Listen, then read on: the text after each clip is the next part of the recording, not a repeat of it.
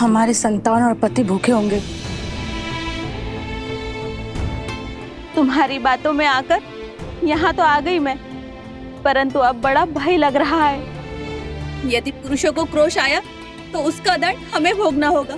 यदि मेरे पति ने आपकी भांति मेरा भी त्याग कर दिया तो मैं कहाँ जाऊंगी? तुम्हारा भय सत्य है, परंतु सोचो, यदि हम अपने अधिकार, अपने सम्मान के लिए हम नहीं लड़ेंगे तो कौन लड़ेगा? लड़ना किसको है और किससे? तुम मेरे पति को नहीं जानती। उनका क्रोध सदैव उनकी नाक पर होता है। तुम्हारी बातों में आकर लव कुश की सोच से प्रभावित होकर मैं तो यहाँ आ गई, लेकिन उस जैसे पुरुष की सोच को बदलना असंभव है। ऐसा मत सोचिए माता, अब आप श्री राम की शरण में हैं। ये अयोध्या है माता, यहाँ कुछ अनुचित नहीं हो सकता। हनुमान जी की गदा का एक वार सबकी बुद्धि मार्ग पर ले आएगा। नहीं पुष्कर, शक्ति का प्रयोग वर्जित है। हमने श्री राम को वचन दिया है कि हम पुरुषों की सोच बदलेंगे, उनके मन को बदलेंगे, किंतु शक्ति का प्रयोग करके नहीं, संवेदना से करेंगे। उचित कह रही हो बहन, हमें यहाँ से चलना चाहिए। नहीं नहीं बहन, रुक जाओ, समझने की कोशिश करो। खुश, यदि इनमें से एक स्त्री भी बाहर गई तो सारा प्रयास असफल हो जाएगा, सब कुछ विफल हो जाएगा। एक के बाद एक सभी स्त्रियां बाहर चली जाएंगी। रुक जाओ बहनों, ये समय लड़ने का है, भावनाओं में बहने का नहीं है। नहीं नहीं, हमें तुम्हारी योजनाओं का अंग नहीं बनना। चलो। नहीं, रुक जाओ, समझने का प्रयास करो।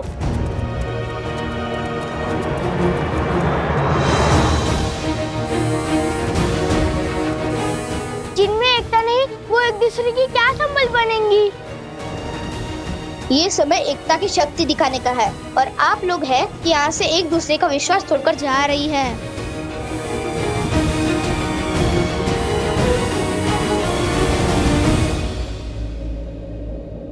जाने दो इन्हें। ये जीवन भी इनका है और ये द्वंद्व भी। जीने का निर्णय भी इनका है और लड़ने का निर्णय भी। हमें जितना समय श्री राम ने दिया है वो पुरुषों की सोच बदलने में दिया है, और हम उसे पुरुषों की सोच बदलने में लगाएंगे, ना कि इन पर अपनी सोच को थोपने में। यदि हम ही इन्हें स्वतंत्र नहीं छोड़ेंगे तो उनमें और हम में अंतर क्या रह जाएगा?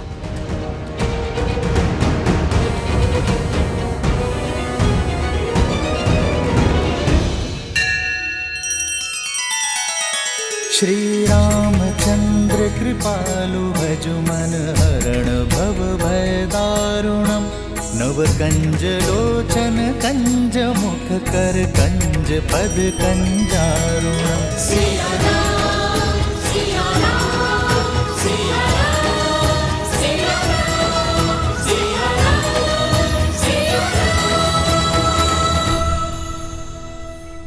हनुमान जी की बात तो उचित लगती है।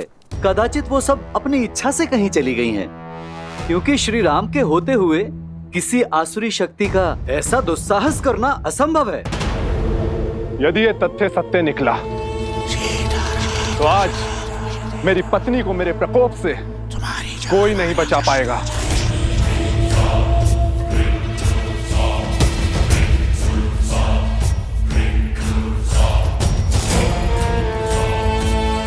उन स्त्रियों को उनका उचित स्थान दिखाना आवश्यक है। उचित कहा आपने।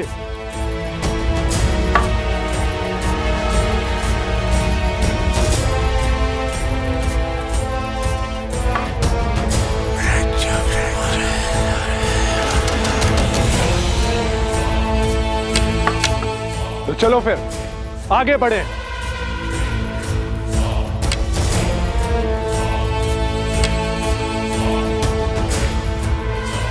अब दूसरी टुकड़ी को भड़काने की बारी है।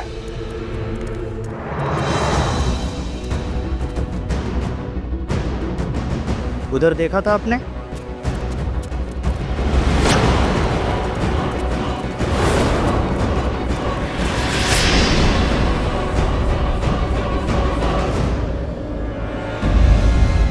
सुशीला, कमला, गीता, प्रातः काल से कहाँ थी तुम? बिना आज्ञा घर से बाहर पग कैसे धरा तुमने? विद्रोह की चिंगारी उठ रही है हमारे विरुद्ध। उल्लंघन करेगी पति की आज्ञा का। किसकी आज्ञा से घूंघट उठाया तुमने? घर से बाहर निकली।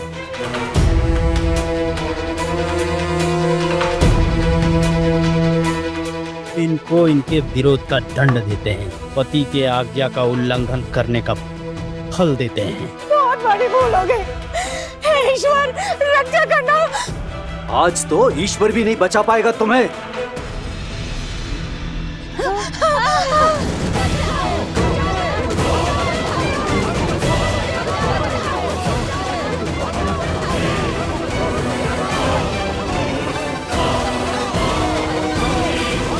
बचाओ, बचाओ, बचाओ।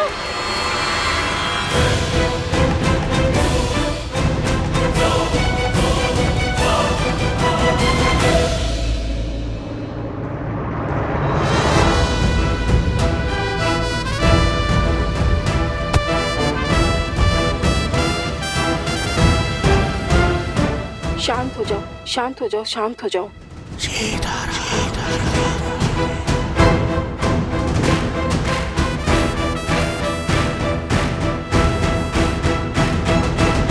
अब समझा तुम दोनों की चाल। तुम ही ने भड़काया है ना इन्हें? हाँ, हमें पूरा श्रेय मत दीजिए, क्योंकि भले ही योजना हमारी थी, किंतु निर्णय आपकी पत्नियों का था। और आपकी पत्नियां बुद्धिहीन नहीं है, उन्होंने सोच समझकर विचार कर कर हमारा साथ दिया है। तुम हमारी पत्नियों को पथभ्रष्ट कर रहे हो। इस दुस्साहस का दंड अवश्य मिलेगा तुम्हें। ऋषि कुमार का कथन अनुचित नहीं है। हमारी स्त्रियां भी सम्मान के अधिकारी हैं। हमें तुम्हारा ज्ञान नहीं चाहिए। तुम सब अपनी पत्नियों को अधिक ही स्वतंत्रता दे रखे हो।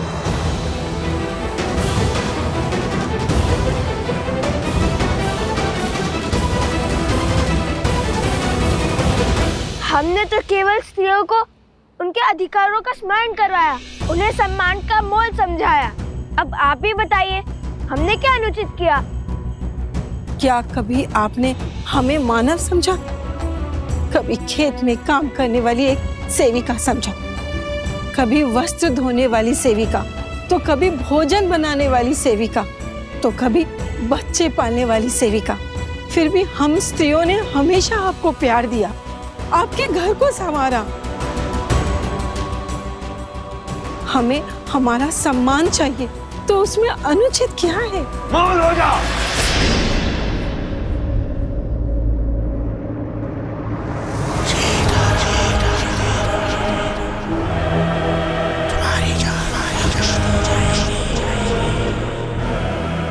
अब आएगा आनंद। उस रात्रि कहानी बनाकर तू किसी नाविक के साथ रुक गई थी, और आज ये सांग रचकर तुम मेरा अपमान कर रही हो। जो स्वयं अपने सम्मान के लिए तरस रही है, वो दूसरे का क्या अपमान करेगी? आपके क्षण भर के आवेश ने महारानी सीता से उसका संसार छीन लिया, उन्हें वनवास जाने के लिए विवश कर दिया। आपने मुझे घर से निकाल दिया, परंतु कभी भी सत्य जानने का प्रयास किया? अब तो हमें बल दिखाना ही होगा। नहीं, इन्हें अपना युद्ध स्वयं लड़ना होगा। यदि ये अपने स्वाभिमान के लिए नहीं उठेंगी, तो आने वाले वियोग में भी ये सम्मान नहीं पा पाएंगी। इस युद्ध की परिधि ये नारियां स्वयं निश्चित करेंगी। मूर्ख बालक, इन्हें लगता है ये महाराज सहस्त्रमुख की माया से बच जाएंगे। इतने वर्षों तक लोकापात और भेदभाव का जो बीज महाराज ने बोया है, आज उसका फल प्राप्त होगा।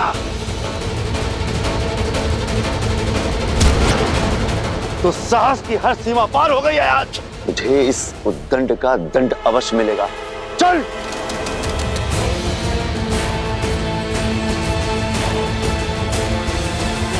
भैया, इतना घोर अन्याय देखकर भी हम चुप क्यों हैं? आज हम रक्षक नहीं, केवल मार्गदर्शक है।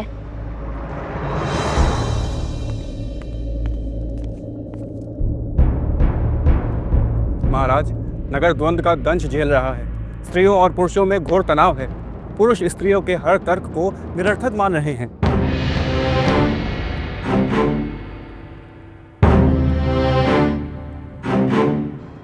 महाराज, क्या मुझे कुछ कहने की अनुमति है? अवश्य। महाराज, कहीं ये द्वंद्व समाज का संतुलन न बिगाड़ दे। महाराज, युगों से चली आ रही परंपरा को बदलने की आवश्यकता क्या है?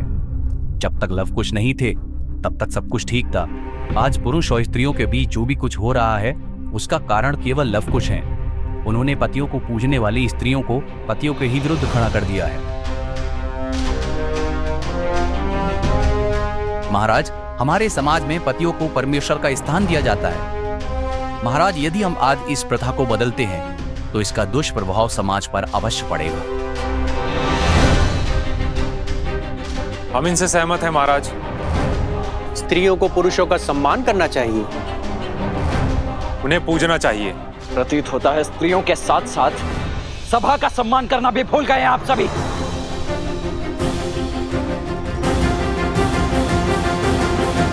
लक्ष्मण, शांत।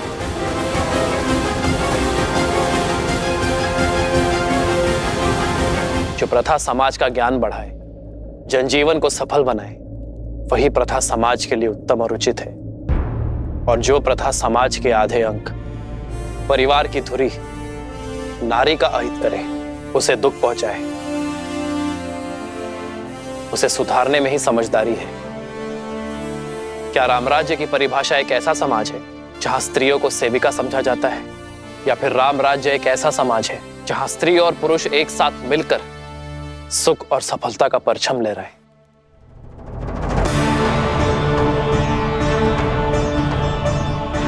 एक स्त्री को दासी समझना हमारी संस्कृति का अपमान है।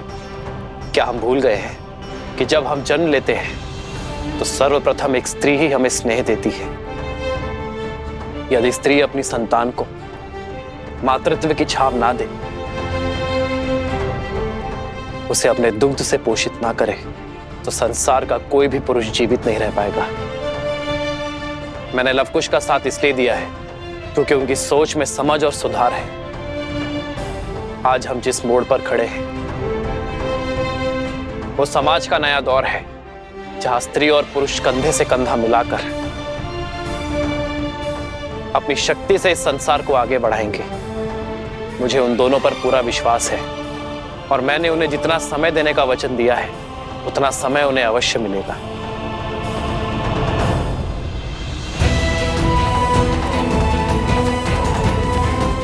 कब तक ही चुप रहेंगी? कब तक यूं ही चुपचाप अन्याय सहती रहेंगी? कुछ बोलती क्यों नहीं अब?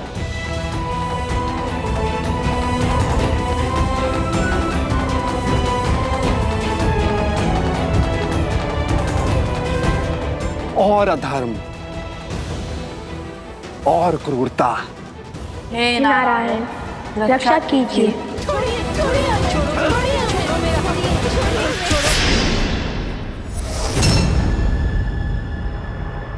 जय श्री राम। संजय, मैं तुझे पाठ पढ़ाता हूं। रुक जाओ।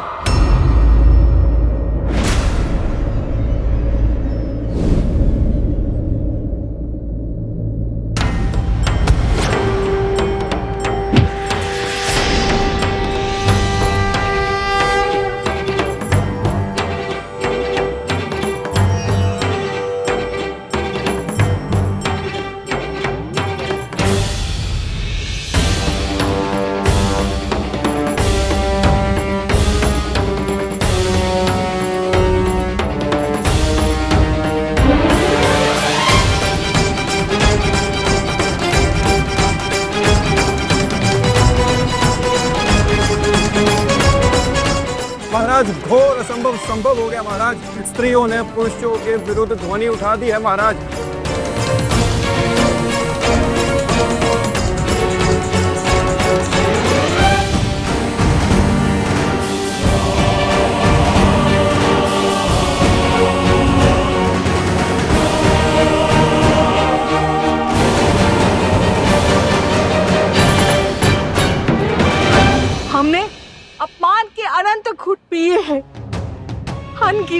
अत्याचार सहे, क्योंकि मुझे मेरी माँ ने सीख दी थी कि पति परमेश्वर है। किंतु आज मुझसे निकलकर मेरी बहू पर आई,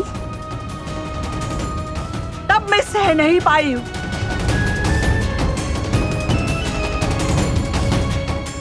सोच का ये बीच इनके मन में अंकुरित होना आवश्यक था। अब जब ये अपने सम्मान के लिए लड़ने को सच है, तो हम भी इनका साथ देंगे।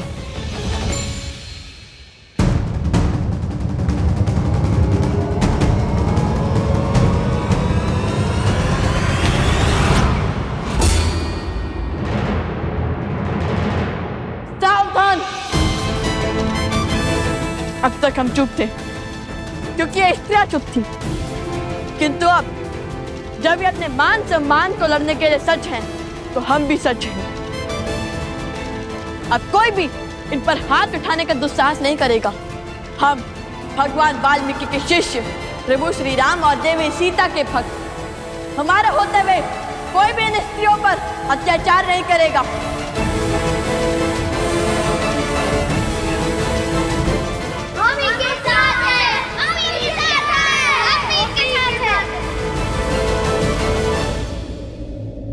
और फिर क्या हुआ? फिर वहां जय महावीर हनुमान, जय जय पवन पुत्र हनुमान, बजरंग बली हनुमान, जय जय महाबली हनुमान। देखिए हनुमान जी, ये लाभ और कुश अयोध्या की स्त्रियों को भड़का रहे हैं। अच्छा, तो घर परिवार संभालने वाली नारी अबोध है, मतिहीन है कि जो कोई भी इन्हें भड़का दे। मैं सब सुन रहा था। क्या आप लोगों के पास इस समस्या का समाधान है? जिस योजना की अनुमति पिताश्री ने दी थी, उसे आकार देने का समय आ गया है। यदि अयोध्यावासी एक दिन में तुम्हारी बात मानेंगे, तो तुम्हारे उपाय को और आगे बढ़ाएंगे। मेरे पास एक उपाय है।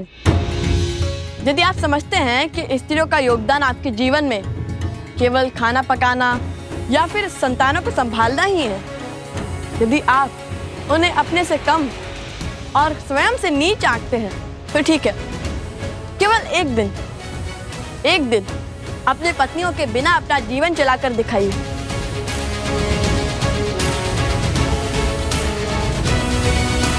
जी सूर्य का पहला पहर है, सूर्यास्त में केवल 4 पहर शेष है।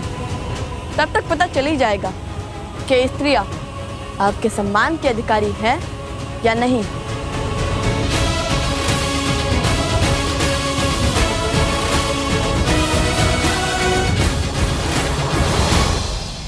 उचित ही तो कहा है लव कुश ने।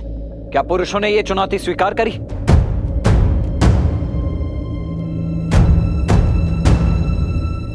ये चुनौती स्वीकार है आप सबको? हाँ हाँ स्वीकार है, हाँ स्वीकार है, हाँ स्वीकार है, हाँ स्वीकार है, हाँ स्वीकार है, हाँ स्वीकार है।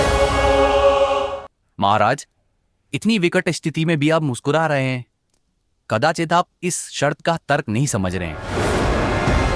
पुरुष स्वभाव से बहुत हठी होते हैं। जब बात उनके अहम पर आ जाए तो शाम दाम दंड भेद कुछ भी अपना कर अपना पलड़ा भारी करने की ही सोचते हैं। मान लीजिए कल उन्होंने अपनी पत्नियों का परित्याग कर दिया, तो इतनी सारी स्त्रियों की पीड़ा और परित्याग का कलंक अयोध्या के माथे ही लग जाएगा।